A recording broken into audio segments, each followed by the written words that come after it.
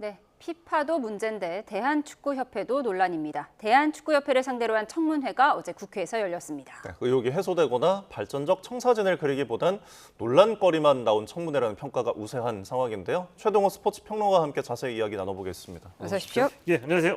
네, 어제 청문회 참 논란이었는데 어떻게 보셨습니까? 자, 어제 청문회 맹탕 청문회였다라는 얘기도 있고요. 이제 그동안 보도되었던 내용, 네. 그리고 지난해 문체부 감사, 그리고 지난해에 국회 현안 질의에서 나왔던 내용보다 더 발전된 것은 없었다라고 볼 수가 있습니다. 그런데 저는 어제 청문회를 통해서 우리가 다시 확인할 수 있는 의미 있는 두 가지를 발견했다라고 네. 말씀드리고 싶거든요. 예. 자, 우선 첫 번째는 그동안 우리가 계속 지적했던 이 축구협회 정몽규 체제가 어떻게 구축이 되고 이제 무엇을 매개로 카르텔이 형성됐는지 확인할 수 있었다라는 말씀 먼저 드리고요. 그리고 또 한 가지는 특히 그 전력강화위원회가 어떻게 운영되는지 그 속사정이 어떻게 드러났는데 예. 그 속사정을 보니까 좀 죄송스럽게도 썩었다라는 표현을 쓰겠습니다. 이렇게 썩을 수가 있었었나라고 말씀드릴 수 있을 정도의 통탄함을 느꼈다고 말씀을 드리고 싶습니다. 우선 전력강화위원회는 잠시 후에 말씀을 드리고요. 예. 축구협회의 그 정몽규 체제가 어떻게 구축이 되고 무엇이 매개였는지는 어저께 확인이 됐는데, 예. 자 우선 조국혁신당의 김재원 의원의 질의 시간에 확인이 됐거든요. 문체부가 축구협회를 관리 감독하죠. 근데 문체부 차관 출신 4명이 전부 다 축구협회 부회장으로 갔습니다. 그중에 가장 최근에 부회장했던 김정배 부회장은 연봉이 얼마냐고 물어보니까 1억 원이라고 답했거든요. 근데 잠시 후에 이게 위증이었다는 게 밝혀졌어요. 연봉 3억 5천만 원이었습니다. 예. 연봉 3억 5천만 원 받는 자리에 축구협회 차관 출신들이 줄줄이 산하기관이었던 축구협회 왜 갑니까? 그 인사혁신처에 퇴직 공무원 취업 제한 규칙이 있거든요. 문체부는 이런 그 취업자, 그러니까 공무원으로 퇴직하고 난 뒤에 정보 빼돌리지 말고 예. 전 소속 기관에 로비하지 말라고 이런 그 취업 제한 규칙을 만들어놨는데 문체부는 이런 취업 제한 규칙 적용을 안 받는 건지 이거 지금 문체부의 직원들이 이분들의 후배이자 부하 직원이었었거든요. 예. 문체부가 지금 축구협회 개혁하겠다고 하는데 예. 과연 문체부 믿을 수 있겠습니까? 그러니까 문체부와 축구협회의 카르텔이 있었다는 얘기고요. 그다음에 또 하나는 이 어용 축구인들을 계속 만들어냈다는 얘기입니다. 축구협회도 임원들이 있죠. 근데 임원은 출근해서 일하는 임원이 있고 비상임 임원들이 있습니다. 비상임 이사, 그리고 이제 비상임 임원들이 있는데 예. 이 임원들에게 지금까지 지급된 총 급여성 지급이 28억 원이었다는 겁니다. 저도 이제 몇 군데에서 비상임 임원이거든요. 예. 근데 교통비죠. 회의할 때마다 나가니까. 그 비상임은 회의할 때만 나가고, 근데 이 회의록을 보니까 회의도 참석하지 않고 서면 결의가 대부분이었다고 합니다. 예. 서면 결의가 뜻하는 거는 내가 인감 도장 줄 테니까 마음대로 다 하세요. 그런데 총 급여 28억 원씩이나 주고서 이 비상임 임원들 줬다고 하는 것은 회장님 마음대로 하세요 라고 하니 어용 축구인들을 계속 돈과 자리로 만들어내면서 예. 정몽규 체제가 구축이 되고 운영이 되었다는 것을 어떻게 확인했다라고 말씀드릴 수 있죠. 네, 잠시 속보를 전해드리도록 하겠습니다. 네, 조금 전 30분 전에 형사소송법 개정안, 검찰의 보안사건 폐지안이 통과가 됐는데요. 이에 대한 청와대의 반응이 나왔습니다. 청와대는 국회의 입법 과정과 최종 판단을 존중한다고 밝혔습니다. 네, 형사소송법 개정은 수사와 기소의 분리를 통해 권력의 독점과 남용을 막는 한편 이 피해자와 국민 인권 보호 수준을 높임으로써 형사 시스템이 국민 곁으로 한 걸음 더 다가서도록 할 것다라는 입장을 밝혀왔습니다. 자세한 저희 청와대 입장은 전해지는 대로 이어진 뉴스에서 전해드리도록 하겠습니다. 네. 네, 통탄스럽다는 이제 전반적인 평을 내어주셨는데 역대급 장면들이 좀 많이 나왔습니다. 하나씩 살펴보겠습니다. 총내 모습 먼저 보고 오시죠. 두 아들 1998년생이고 2000년생이죠. 네, 군대 다녀왔습니까? 안 다녀왔습니다. 예? 이재용 회장의 장남 시민권 포기하고 직원 입대했어요. 최민정 SK그룹 최태환 회장 차녀 여성인데도 해군 사관원 후보생으로 입대해서 병역 의무를 마쳤어요. 홍명보 감독 자제분들에게 병역 의무를 마치게 할 고냐 생각 있습니까? 본인의 선택을 존중할 수밖에 없습니다. 손흥민 선수, 이재성 선수가 남아공전에 조기 출전 못한 것이 패인이다 이렇게 보고 있는 거예요, 그죠? 뭐 저희가 생각하기에는 조금 틀렸다고 생각합니다. 근데 왜 졌어요, 그럼?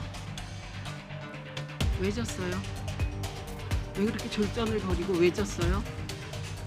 경기를 하다 보면 뭐 이런 상황 저런 상황이 항상 생기기 때문에 네, 조금 전에 이제 최민희 의원이 왜 졌어요라는 부분을 저희가 이제 또 명장면으로 꼽았는데 최민희 의원이 이게 리더십 문제를 지적하려고 했는데 시간이 부족했던 것이다라고 해명을 하긴 했어요. 좀 일본 언론에서는 우리의 이 청문회를 보고서 좀 지옥 같은 청문회다라는 반응도 나왔는데 좀 어떻게 보셨습니까? 저 장면만 보면 네. 그런 평가가 나올 만하죠. 예. 예를 들어가지고 왜 졌냐라고 다그치듯이 물어보는데 저 장면만 보면은 해외 언론에서 야 대한민국은 월드컵에서 지면은 국회에 불려가가지고 책임 추궁당하는구나 이렇게 볼 수도 있는 장면이죠. 그런데 이 최민희 의원의 그 질의의 골자는 네. 핵심은 이제 결론을 내려놨죠. 홍명보 감독이 이재성과 손흥민 선수 보복성으로 선발해서 제외했다. 이거 결론을 내려놓고 그에 합당한 답변을 김준규 코치한테 들으려고 하는데 답변이 제대로 나오지 않으니까 예. 왜 졌어요라고 다그치는 겁니다. 예. 그러니까 딱 두 가지가 느껴지죠. 우선 시간이 많이 없었나 바빠서 그래서 청문회 준비를 제대로 못했구나. 그리고 보도된 언론 내용에서 한 발자국도 더 나간 게 없어 보이죠. 예. 그냥 언론 보도된 거 훑어가지고 그냥 물어봤다 이런 느낌이 들죠. 그리고 축구 그리고 월드컵에 대한 그리고 국가대표 운영에 대한 이해가 부족하다는 게 느껴졌고요. 이보다 더 걸작은 그 홍명보 감독 아들 병역과 그러니까요. 관련된 그게 무슨 얘기인 상관이죠? 것 같습니다. 이거 아무래도 이런 얘기는 이 축구협회 청문회가 아니고 축구협회가 아니라 축구부 장관 임명할 때 청문회에서 다뤄야 될 문제가 아닌가 싶은데 네. 뜬금없이 아들 홍명보 감독 두 아들의 그 병역과 관련된 질문이 나왔는데 예. 굉장히 그 본질에서 벗어난 이 역시 이번 청문회의 본질에 대한 이해가 부족하고 축구와 축구협회 운영에 대한 이해가 부족한 상황에서 예. 나온 해프닝이라고 봅니다. 네, 관심은 좋으나 좀 아쉬운 부분이었습니다. 그런가 하면 좀 눈살을 찌푸리게 하는 장면도 있었는데요. 저희가 좀 준비한 영상을 또 보고 오겠습니다. 문준희 위원장, 심판계 마피아 보스입니까? 설명할까요? 심판은 교육, 배정, 평가 세 군데로 나눠서 그걸 위원들이 누가 몰라서 있습니다. 지금 말씀드리는 거 그러니까 아니잖아요. 저기 있는 최수진이나 지승인 자세 똑바로 하십시오. 공손하게 대답하십시오. 아까부터 지금 다른 위원님들 아니, 말씀하시는 거 보고 위원님은 있는데 말씀하고 저는 말하지 여기는 말랍니까? 국민의 민의의 목소리를 좀 전당입니다. 다운시키세요, 여기는 국민의 그러면. 룰로 돌아가고 거기는 끼지 마시고 좀 아침부터 잠시만요. 공손하게 대답하세요. 아니, 시간 멈춰 주십시오. 제 말을 들어야 할 거 아니에요. 물었으면 잠깐만요. 시간 멈춰 주십시오. 네, 국회의원의 고성도 논란이지만 지금 심판위원장의 고압적 태도도 논란이 됐습니다. 일단은 한 100번을 양보해서 우리 문진희 심판위원장 100번을 양보해서 요거는 좀 이해할 수 있는데 좀 너무했다라고 말씀드리고 싶습니다. 누구나한테 그런 생각을 해볼 것 같아요. 내가 만약에 저 자리에 있다고 한다면 증인이나 참고인으로 어떻게 나는 대응을 할까?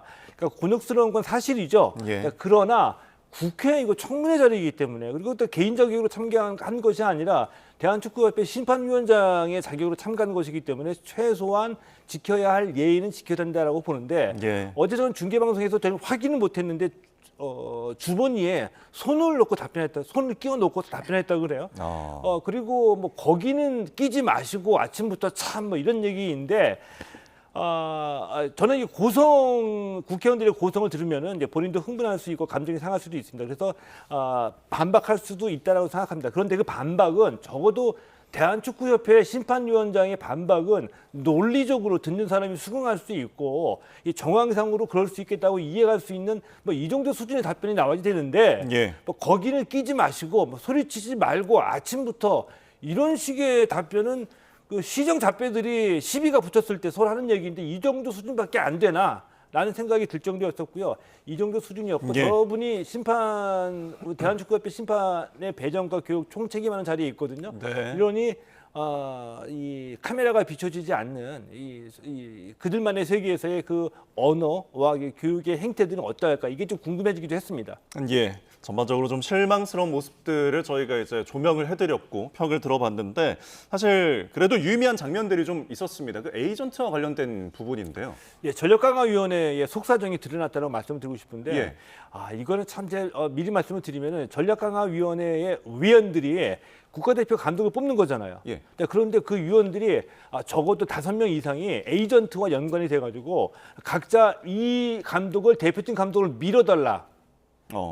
이런 역할을 했다는 거예요. 그 왜 미느냐? 내가 민 감독이 내가 추천한 감독이 우리 대표팀 감독으로 선임이 되면 예. 수수료는 내가 받을 수 있다. 네, 소위 브로커 같은. 브로커 역할을 네. 하죠. 그런데 이 전력강화위원회가 예전에 기술위원회 했었거든요. 기술위원회 전력강화위원회는 그래도 이 대한민국 축구계에서 브레인들이 모여가지고 대표팀 운영, 기술을 논의하는 그런 모임이거든요. 예. 여기에서 어떻게 대표팀 감독을 뽑는데 내가 추천하고 내가 에이전트가 되고 내가 브로커가 돼가지고 내가 밀어서 수수료를 벌겠다고 대표팀 감독 추천하는지 예. 그리고 그러다 보니까 회의 도중에도 카톡으로 내용을 누군가에 계속 보내서 지금 회의 내용이 이런 식으로 벌어지고 있다고 회의 전부 다 유출하고 거기 참석했던 박주호 의원이 나중에 얘기했었죠. 예. 회의 끝나고 나가보니까 다 알더라 무슨 얘기 했는지. 이런 일이 벌어진 게 이게 말이 안 되는 거죠. 예. 이 얘기 딱 들어보니까 딱 생각나는 장면이 있었는데 구한말 네. 구한말에 나라망 쳤던 나라를 팔아먹던 마지막 어전회의 있죠.